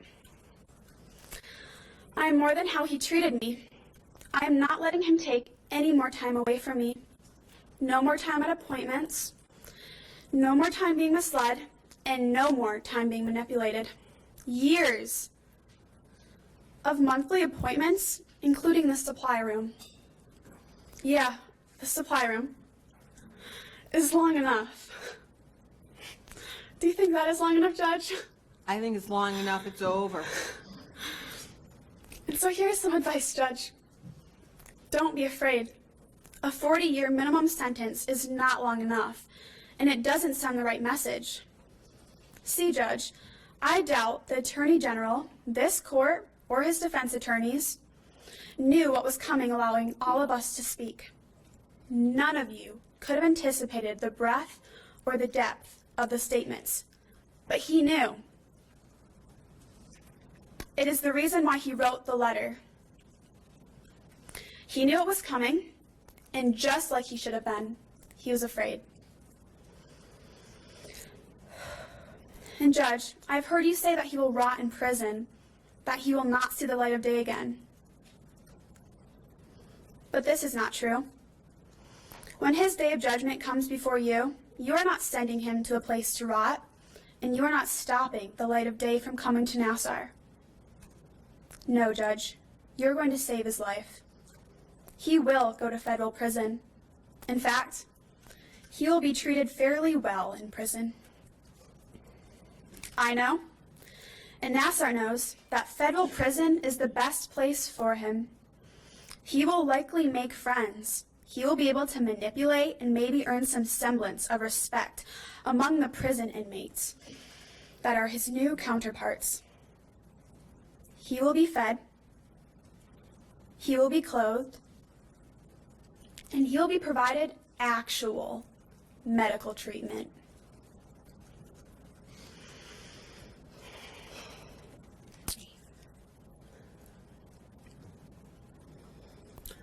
But don't get too excited, Larry. You'll probably never talk to a woman again. Except for one holding a gun, a taser, and a billy club. Which is a good thing. I'm smart enough, wise enough, and been advised enough that simply because he treated us in despicable and inhumane ways doesn't mean that that is how our system, treats the worst of the worst. But, Your Honor, just for a moment, could you imagine what kind of life he would live if he wasn't in prison? He would have to face his accusers in the grocery store, at the gas station, and in the pews at Mass. Anywhere and everywhere. My sisters would be there just like they are today, yesterday, and tomorrow, and every tomorrow until the end of his days. And it would include all women and men, anywhere and everywhere. It would be the type of punishment that is outlawed by our Constitution. It would be cruel and unusual because his life and his health. But that is not who we are. Just because he failed to treat us with process and procedure, just because he treated us like an object, doesn't mean that we are reduced to him. Nassar has done something few people can do in their lifetime, like how Kleenex is actually a corporate brand that many use in everyday vocabulary to describe a tissue. He has forever identified his name with child sexual abuse. His legacy as a medical god has been poisoned by his sickening desire to molest children. Long after the Olympic gymnast doctor fades into a trivia fact known only by us or a Jeopardy contestant, the word Nassar will permanently be associated with child sexual abuse. Kind of like Jack the Ripper, Son of Sam, or Lee Harvey Oswald. You get the picture. But this, for me, is not about Nassar. Well, maybe a little bit. His sentence will, for me, say more about you. I know you are a mother, and we have heard from a number of mothers. I know you are a lawyer, and we have heard from a number of lawyers. Like you, strong, successful lawyers. You have served our country in the noblest of ways in the military. Some of us are, or have, served in the military. You have overcome. And all of us, yes, all of us have overcome. I suspect that you too could post "me too," and all of us could post "me too." In regards to actually sentencing defendants, you have handed out life sentences with no opportunity for parole for defendants convicted of murder. And like those defendants, we know that Nassar knows. We know that Nassar has been the cause of some of my sisters' untimely deaths or attempted suicides. You have sentenced other defendants for longer sentences. Your sister, Judge Neff, sentenced him to 60 years for a heinous crime, but not as bad as what you have been exposed to for over a week. I don't think anyone believes that having a picture on your computer is even close to taking an underage patient into a supply room to be sexually assaulted. Does anyone really think that? So, Judge, you may be able to guess what I'm going to say, but say it I will. No one is better suited to sentence this defendant in this case right here, right now, in this moment. Maybe, just maybe, God works in mysterious ways that your whole life has been leading up to this moment. But I suspect that you've had many moments like this in their own unique way. So here's the deal. I know that if you exceed the plea agreement, Nassar has the right to withdraw his plea. And then he would have to make a decision. Either go to trial or accept the sentence. Make him have to make that decision. That might be the only real punishment that Nassar faces in this case, besides having to sit through my sister's compelling, tearful, and beautiful statements. Statements that are all gold medal winners, by the way. We know that he doesn't want to face us. He told you so in his letter. I'm not afraid of him. My sister's survivors are not afraid of him. Please, don't be afraid to do the right thing and send the right message. I said it before, and I'll say it again. 40 years is not enough. Any message that you send at this point will be heard around the world. Send one that reflects the gravity and devastation that he has caused. A minimum sentence of 125 years. He should be grateful for such a sentence.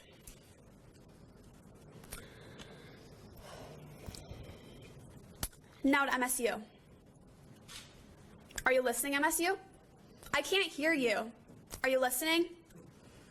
My name is Emma Ann Miller, and I'm 15 years old, and I'm not afraid of you, nor will I ever be.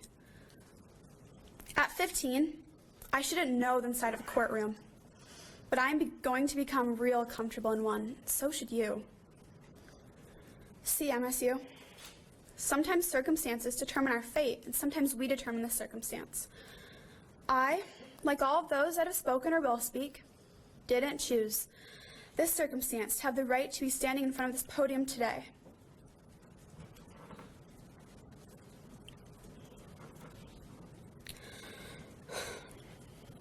Nassar made that choice for us. Your 20-year child molesting employee. This is a burden at 15 I shouldn't have to bear.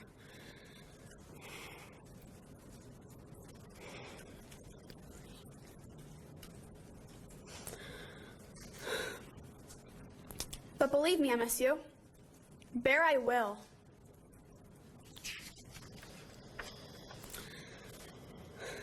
As Nassar's story fades into a federal prison cell for the rest of his life, my story, our story, mine and yours, is going to be titled Miller versus MSU. I know you write books, Your Honor. What do you think of Chapter 1? Don't piss off 150 women that you've sexually assaulted for 20 years. But let me get back to the point. MSU, it's time for me to determine the circumstance. And that circumstance is going to be pointed right at you. Yeah, right at you, MSU. I don't have to be ashamed or...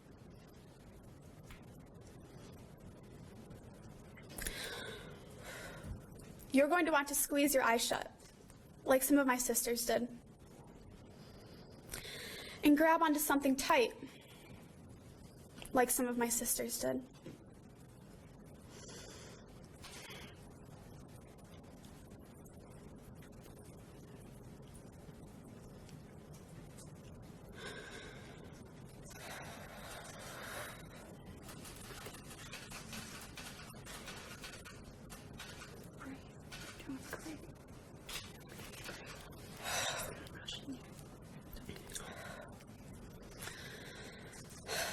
Like you are being bent over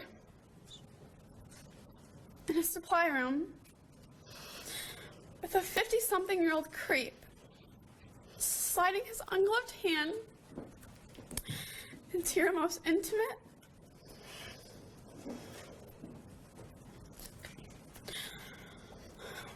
sacred, private.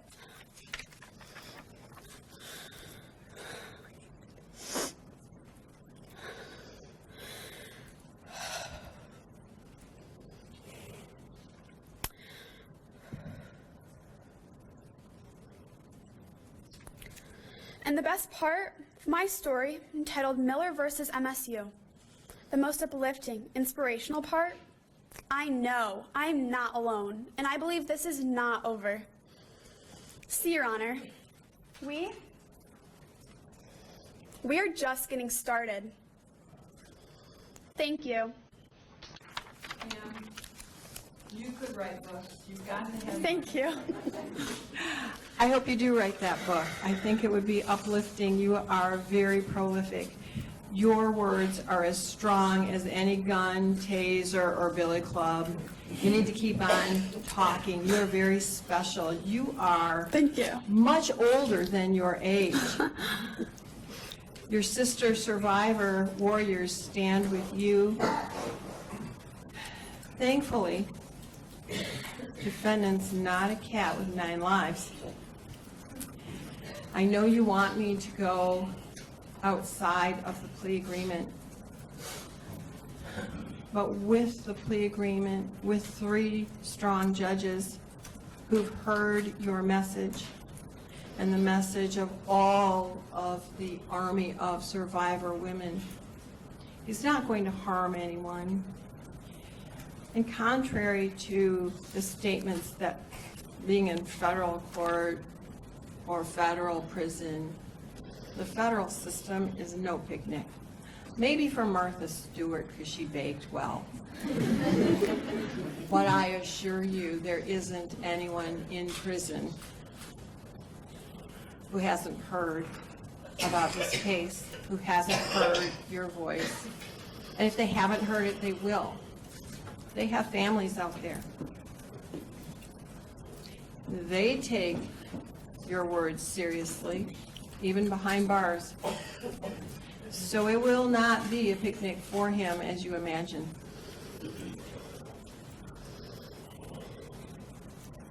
Your words, your advice, are as wise as any detective, lawyer, or prosecutor. Maybe one day I'll see you practice law in front of me. I don't know what your plans are, but you are going places despite defendant. You have an enormous rippling effect on the world. And with your sister survivors, you stand stronger and stronger, and this tower of strength is getting larger, wider, deeper, taller.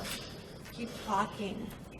And you know, you are one of the people who've stood in front of me, and you're healing yourself every time you talk and every time your mother hugs you.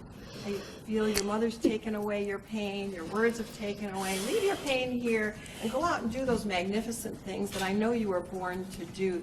Thank you so much for being here. Thank you. Thank you.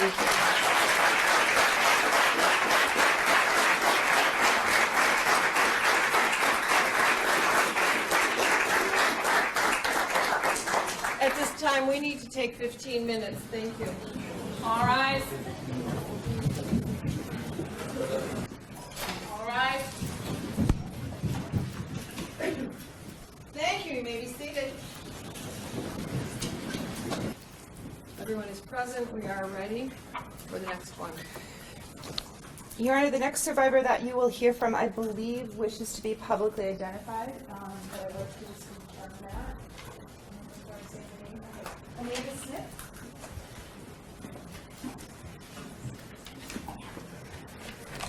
All right, this is Amanda Smith. She's accompanied at the podium by her husband. Thank you. Thank you for being here. Please state and spell your name for the record. Amanda Smith, Amanda Smith. Thank you, ma'am. What would you like me to know? First off, thank you. There's a lot I can say about my time as a gymnast. I fell in love with the sport the day I stepped foot in the gym. My parents did everything that they could to feed my hunger to be the best. Around age 8, I started begging my parents to take me to Twistars. It was where all of the best gymnasts were, and it's where I needed to be too. After a bout of tears and a lot of promises to keep up my work in school, they caved. They drove me an hour and a half each way to practice after school 4 days a week and early on Saturday mornings. After a year of this, my family decided to move closer just for me to be closer to the gym. This meant, now at 9 years old, I had to make new friends at a new school that was twice as big as the one where I was from. I had a hard time adjusting, so I dug in even harder at the gym. This is where I met Larry Nassar. I remember the first time very vividly. I was learning a new dismount on bars. I peeled. I had given myself a black eye and a bloody nose. My coach, after telling me what a fool I looked like, had me sit in oversplits with blood running down my face. He had a teammate grab paper towel and ice. It was through my tears, blood, and chalk that I saw him walking towards me. He said, "Well, it looks like I've showed up just in time." He helped me up and he led me to the back room. He helped me wash off my face. He told me everything would be okay. He hugged me. He comforted me. He told me not to pay attention to the yelling from my coach. Lucky for me, this is where this encounter ended that day, because there was already a list of girls who had put their names on the sign-up sheet to see him that night. I wonder now if when those doors closed, he abused them. I saw his face in the gym for years. He treated my friends. He laughed with all of us. He made us trust him. He was our safe haven to turn to when things got bad. Flash forward to the age of 14. I quit gymnastics. I had a new passion for pole vaulting. I took a weird fall, and my back was hurting pretty bad. You see, that fateful day when I met him, I was so scared of my coaches and disappointing them that I never told anyone that my back had hit the sidewall of the pit. I was pretty sure my tailbone broke that day. I went to his office at MSU thinking, I'm not a gymnast anymore, but God, I hope he remembers me. He was my hero. I wanted to be just like him. It was a disappointment that he violated me. He told my mom that this procedure would relieve pressure around my tailbone. They had a conversation. I could not tell you a thing that was said. I had my eyes squeezed so tight that they hurt, all while I thought, it may hurt now, but he's a doctor, a God. He knows what he's doing. Just suck it up. After this internal manipulation, He told me to stand and bend over so that he could check my alignment. His body pressed against mine as he bent over to feel up and down my spine. Now I am 26. I have seen doctors for many things, including having my 2 beautiful children. I have never had a doctor make sure that their body was so close to mine. I would like to speak to Valerie. You may. I want you to know that this medical procedure, it did not help. I told my mom that it did just so that you never had to touch me and I didn't have to come back. I scheduled my appointments with other doctors at MSU for other injuries. I was ashamed, although I'm not quite sure what I was ashamed for. It was not until recently that I put 2 and 2 together. You abused me. You violated my body. You made me feel emotions that no 14-year-old should ever have to feel. Yet I idolized you. The rest of the world idolized you. I grew up and I married the love of my life. You congratulated me on social media. I had 2 children, a little boy and girl, and you told me they were beautiful. You liked pictures of my children on social media. In 2014, my husband got hurt at work. He needed surgery, and immediately I asked you for help. I was so enamored because you still cared. How pathetic was I? When news broke about you, I could not believe it. I would not believe it. I laughed it off, but then I started coming to terms.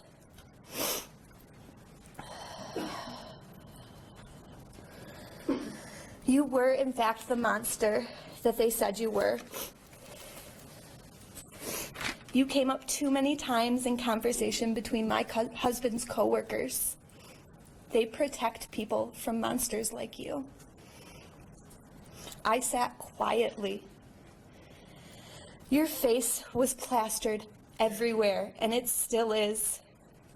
And I retreated into my mind. My children and my husband have gotten less than my best this past year. I have been moody. I haven't wanted to be touched. The things that make me happy barely made me snap to reality this last year. But that ends today. I have wavered back and forth about giving a statement for a lot of reasons. Denial, fear, and shame. But ultimately, this is for me. This is my closure. How would I ever be able to look my 2 beautiful children in their faces and tell them to speak the truth, even when it hurts, and not stand here? In order to advocate for them and for future generations, I need to stand here. Even when my voice cracks, it will be heard. I may not be an Olympian or a Big Ten athlete, but I have a voice. My voice will be the voice for the voiceless. The ones who were let down by institutions like USAG and MSU. The ones that are too afraid to speak or have not yet come forward. Whether we were abused 1 time or 100 times, it's never okay. I will not stop speaking until I am heard, until we are heard, and things have changed. Nathaniel Hawthorne once said, "She had not known the weight until she felt the freedom."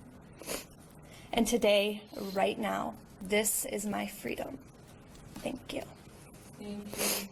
Ma'am, your defendant idol is being taken down by your words, by the words and courage of you and your sister survivors. You are part of protecting all of our children. Your voice may have cracked, but your spirit is whole, and you are not cracked. You are whole, strong, and everything good. your words echo around the world, and you're not just protecting your own children, but all of our children, and I want to thank you for doing that.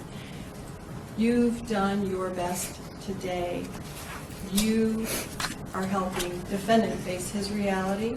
You faced him, and you have nothing to fear anymore. You are a tower of strength, and I see how proud not just everybody in back of you is, but your husband. Thank you for being here and speaking with me. I heard what you have to say, and I will consider that sentencing. I'm proud of you, ma'am. Thank you. Thank you, Your Honor.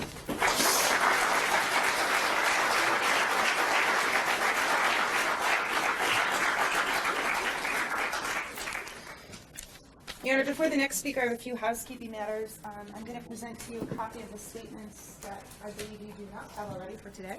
And your court reporter, we are working together to get everything for her. I realize I neglected to, for the record, let the court know the number of speakers we are currently at. As of this morning, we are at 144 confirmed victim impact statements, where they will either be read or read on those survivors' behalf. And just for the record, that was the 96th survivor to speak. Ms. Smith was the 96th survivor to speak. And I, for media purposes, am only counting Lindsay Lemke once, because I know both her parents and she spoke, but that's how I get to 96. And because we've had other speakers, I'm at 104. Right, we have a little different count. I'm only counting the survivors individually. But. Right. Okay. Let me just, is there any other housekeeping matter you have to say? No other housekeeping. All right. While everybody is here, I know earlier we had a survivor talk about defense counsel, and it's come to my attention, and that's okay. It's perfectly fine. You all can have your opinions, but let me just say that our Constitution, the Sixth Amendment, provides counsel for all defendants. And these attorneys have all worked very well together. The Attorney General's office, defendant's attorney team, and come to this resolution. As attorneys, we never get to pick our clients. Sometimes we just have to take on a client and make sure that they have the best representation regardless of what they've done. And you can say, well, they didn't have to take the client. Well, it's really about the best resolution for everyone, including defendant, including the victims. And I think that's what's happened here today. And most important, part of that resolution was that they honored my request to allow all victims to speak. They didn't have to do that. I would have done it anyway. But by agreeing, it's one of those things that are most likely not appealable. And even if it is, I doubt the Court of Appeals would pay attention to that. I don't know what they'll do. But I'm going to ask something difficult for some of you, and that is to just respect counsel from both sides without heckling, without following them through the parking lot or any of the things that are occurring outside my presence. This has been really the most respectful procedure I've had with so many people, and I really want to keep it that way, and I want to thank you in advance for that. Next. Your Honor, the next survivor you will hear from, I understand, wishes to be publicly identified. And Taylor Livingston, please come to the podium.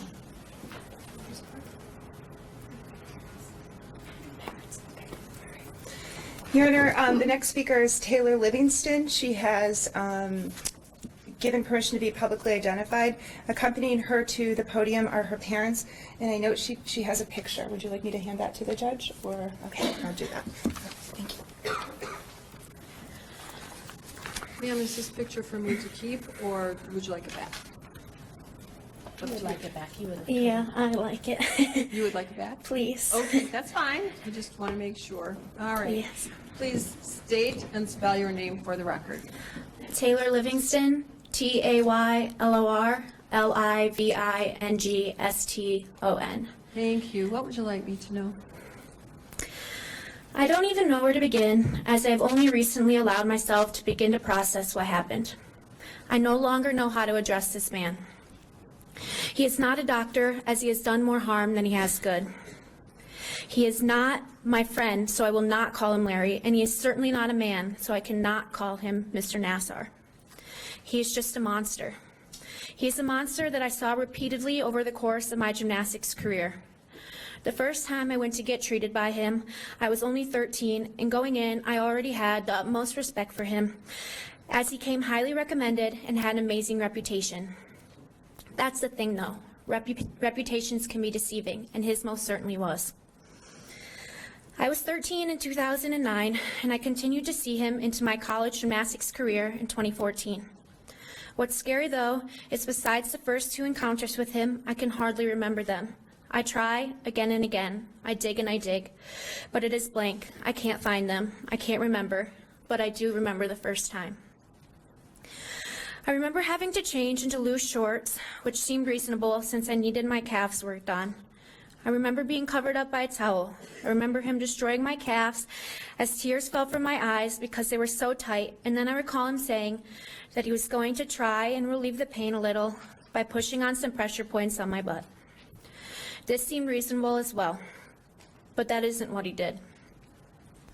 Next thing I knew, he was in me. His bare fingers were in me. But the worst part of all this is I remember my terminally ill dad sitting in the chair across the room, trusting this doctor who claimed he was fixing me. This monster even had the audacity to ask me if the pain in my calves was lessened. And let me tell you something. It was. But not because the treatment worked, not because the treatment was a real medical procedure. No, it worked because I was confused. It worked because I was scared, and it worked because I was completely uncomfortable. It worked because I couldn't imagine what my dad, who was sitting just on the other side of the room, would do and think if he knew what was happening. It lasted a while, as he did it the entire time he worked on my calves, and as I went to leave, he offered me Olympic pins as to say, hey, look at me, I am awesome, and don't question me, which in turn is what I did. How could what just happened be wrong if he was so casually talking to my dad and I the entire time? How could he be so nice and have such a good reputation? There was no way I was the only one he had done this to, so if I thought it was wrong, then clearly I must be the crazy one. A doctor wouldn't hurt me, right? Wrong. I couldn't tell my dad what had just happened. I was 13 and not entirely sure what had just happened myself. Plus, he was my dad. Worse yet, I didn't have a mom to go home to tell either. I kept this to myself for years. I pushed my gut feeling away that something was wrong time and time again. My dad died, and that's who you have a picture of. January 30th, 2017, after fighting a very rare heart virus for many more years than he was expected to be able to. He died without knowing that I was assaulted by this man. And worse yet, he died thinking that people were tainting his reputation and career, as he could not possibly believe that someone so helpful to his own child could do such a thing. And I didn't tell him otherwise. I couldn't tell him otherwise. He would have hated himself so much. He would have died with so much guilt. So instead, I kept it to myself. And here I am, almost a year after my dad's passing. I should be grieving the death of my dad, the death of my best friend in the entire world, the death of my hero. But instead, I am grieving and feeling guilty that I lied to my dad for so long, that I kept this a secret from him. Sometimes I feel guilty when I hear these other women and girls speak. I feel guilty that I can't remember all my visits with him. But even though I can't put detail to most other visits I had, I do know that I was really comfortable with the treatments I was getting. I never felt safe, and every day I suffer just as they do. I have been depressed for as long as I can remember. I am anxious all the time and rarely, and I mean rarely, enjoy life. Someone asked me not too long ago when the last time I was happy was, to tell them a story about the last time I was truly happy and had fun. I couldn't. Life is a chore. Life is a constant fight. I don't trust anyone, and I am never comfortable. I keep my feelings to myself because for so long I felt I had to. I can't do intimate relationships because even the thought of trying to have one makes me cringe. I cringe when a sexual joke is told. I cringe trying to say words even related. My relationship with my hero, best friend, and dad was damaged as I was never honest, and every day I feel guilty for that, and I am mad. But here's the thing, I am not mad for me. I am mad for my dad. I am mad that this monster took advantage of my dad's trust, that he pretended to be his friend, and that he knew my dad was dying, and always asked about how my dad was, saying he was inspirational, full well knowing that my dad admired his dedication to his career, and that my dad had no idea that he manipulated and destroyed the lives of not only many girls, but my dad's own daughter as well. If I may, I would like to address the defendant now. What you have done is despicable. What you have done, you can never erase. I have found a little bit of peace knowing that the rest of your life, all you will be doing is rotting. But I find more peace in knowing that one day you are going to die, and when you do, your pain will not subside. I believe in God, and I do believe He forgives, but I believe you are past the point of forgiveness. When you die, you're going to hell. But there will be a pit stop on the way where you will have to face my dad, who now knows exactly what you have done. You will have to face the strongest, biggest-hearted, and most inspirational man that I have ever known to live. And when you do, you will suffer, as you know everything I have just said is true. Sometimes I wonder if you even remember the first time and what you did, but then again, it doesn't matter. I remember. I know, and now my dad in the world does as well. This sad excuse for a man is not the only one who is to blame for all of this, though. Everyone who knew and hid it. Everyone who continued to allow this man, knowing full well what he was doing, is to blame. MSU, USAG, and any staff member of Twistars or any other facility that had the knowledge of or even heard rumors that should have been investigated are all to blame. They knew and tried to save their own asses instead of the lives that were destroyed for way too many girls. One is too many, and I'm sure there were thousands. I hope one day to find happiness in life. I hope one day to be able to be comfortable enough with someone to be intimate with them, as more than anything in this life, I want kids and a family. I'm terrified every day that it won't happen because I struggle not only to find my worth, but to find that anyone will treat me like I am worthy.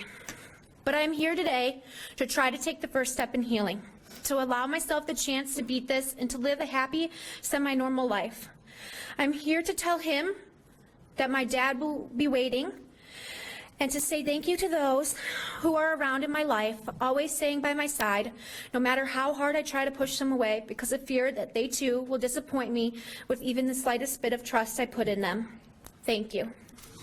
I am so very sorry about the loss of your father, your best friend. No one should lose a parent as young as you.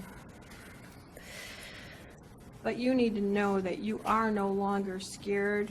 You're no longer confused. Your words resound here with your sister survivors and in the world. You have strength and courage, and I know that your dad is here. He's proud of you, and his love did not die with him. It lives on in you, and you are connected with him forever by love and strength, and you've honored him by speaking out. That's what you've done. You've never disappointed your father. He's here standing with you, hugging you. I know it. I feel it. I see it. Thank you. I promise you, he is more proud of you than ever before in your whole life. And you need, because All of you sister survivors need this, but you need to understand you have nothing to feel guilty about. Telling us your thoughts, what you've been feeling, empowers you and countless other children who haven't been able to come forward. Your message is immeasurably strong and vivid and loud. You are worthy. Never think you are not worthy. If you forget it, Mom, bring her here and I'll remind her. Leave your woes here. Leave all those negative things here with defendant. I will sentence him accordingly, but you need to be tall and strong and courageous every day like you have been just now. I'm honored you were here, and we all applaud and thank you. Thank you.